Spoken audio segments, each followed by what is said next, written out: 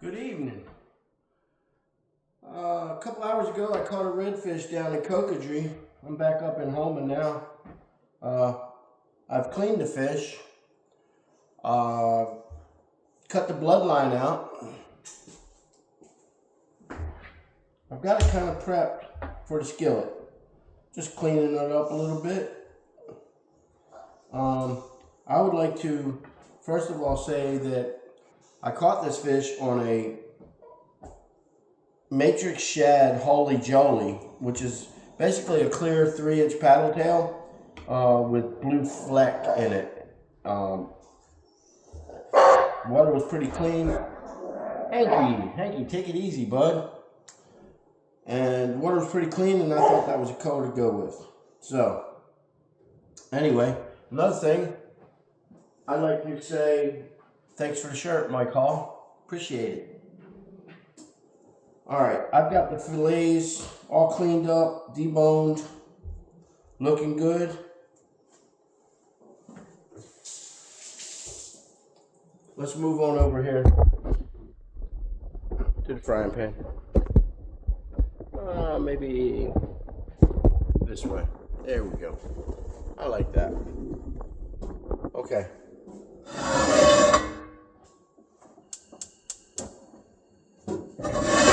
We're gonna turn it up kind of high. Not real high, but kind of high, because we're gonna get a good burn on it. And a lot of people like to cook in vegetable oil. I like to use the Parquet. It's 58% vegetable oil. And it's got a little more of a sweeter taste, so I prefer it.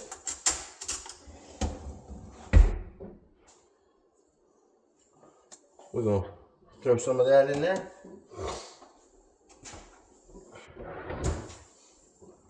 And we're going straight to the Tonys.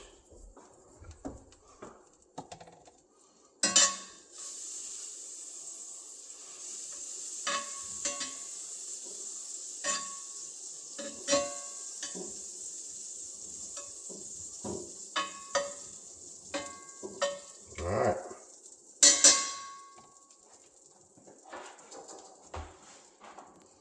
I'm not shy with the Tonys.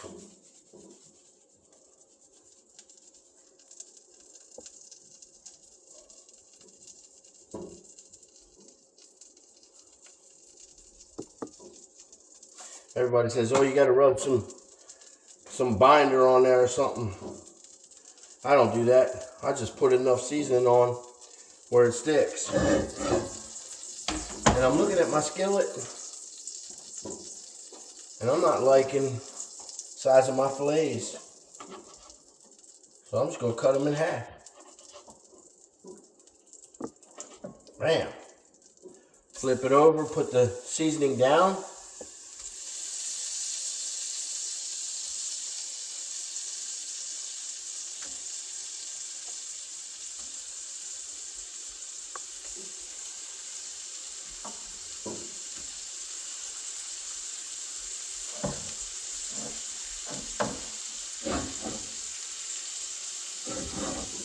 Put some heat to it.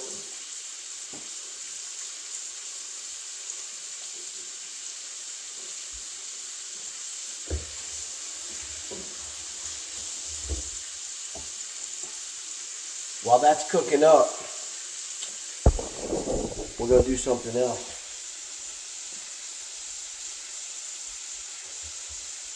Something I'm really not allowed to do. But I'm unsupervised right now, so let's see what happens. Hanky boy. You want some fish? Don't be shy. Come on, Hanky. I ain't gonna tell her. Shoot, you don't want none. What kind of Cajun English bulldog don't eat redfish? Shoot.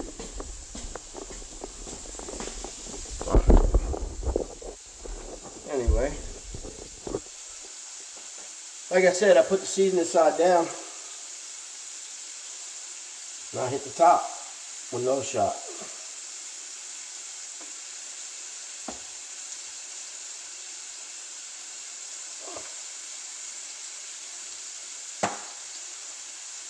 And honestly, that's about it.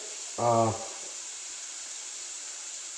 let me get a good singe on the back side.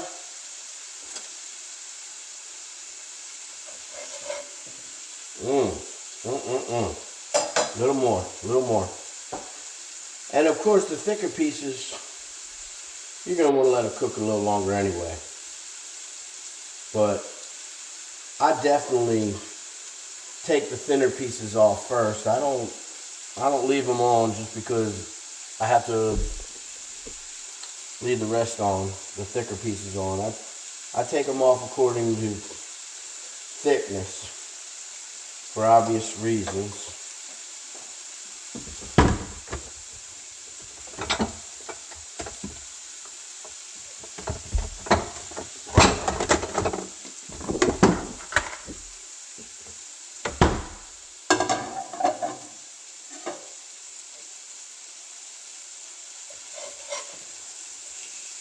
And I'll tell you what, them fish are tough right now.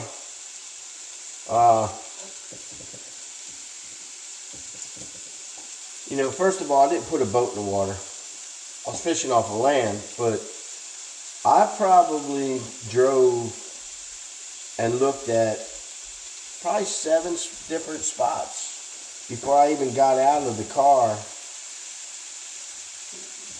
Well, I'm not going to say got out of the car. I probably looked at 7 different spots before I pulled a fishing pole out of the truck. I would check out an area. I'd look for some type of fish movement, some type of bird, so anything happening.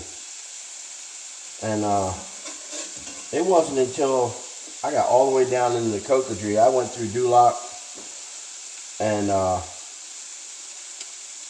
Chauvin and didn't like what I saw up there, and the water was kind of low with the northwest wind, so I kept on heading south, and that was the key. That was a good idea.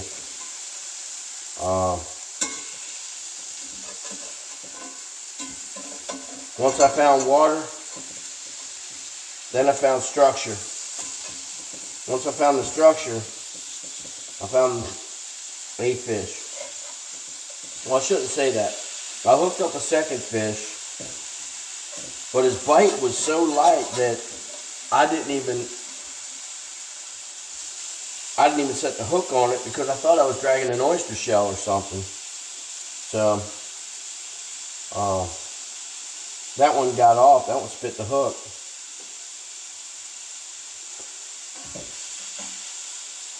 Look at that though. Doesn't that look pretty? I'll tell you what I'm going to do with it tonight.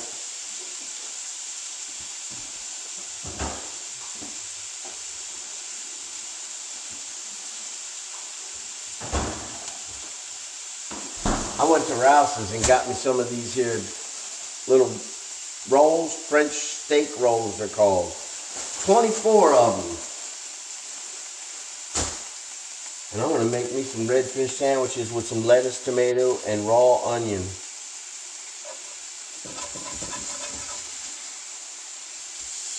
Oh yeah, there we go. We're looking good now. My gosh, that looks delicious. Take a look at that. That is fine.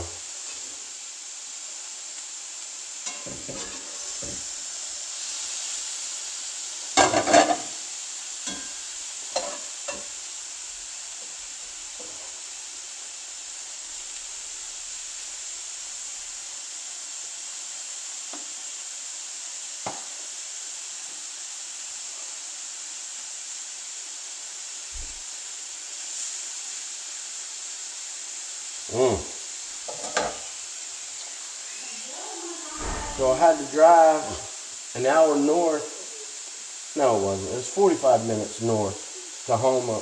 It was almost an hour after I stopped at the daiquiri shop.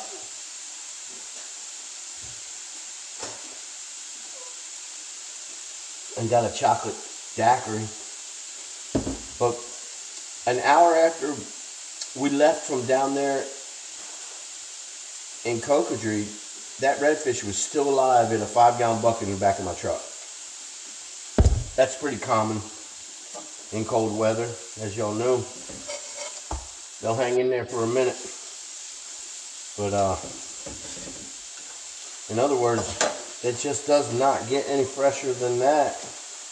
This thing was, the gills were still moving when I started filleting it. Sorry, Aunt Janice, I know you're against that. But anyway, I'm gonna stop this video, and after I finish cooking this redfish, I will make another video of the sandwiches and browning the bread and all. Good stuff. Y'all hang in there.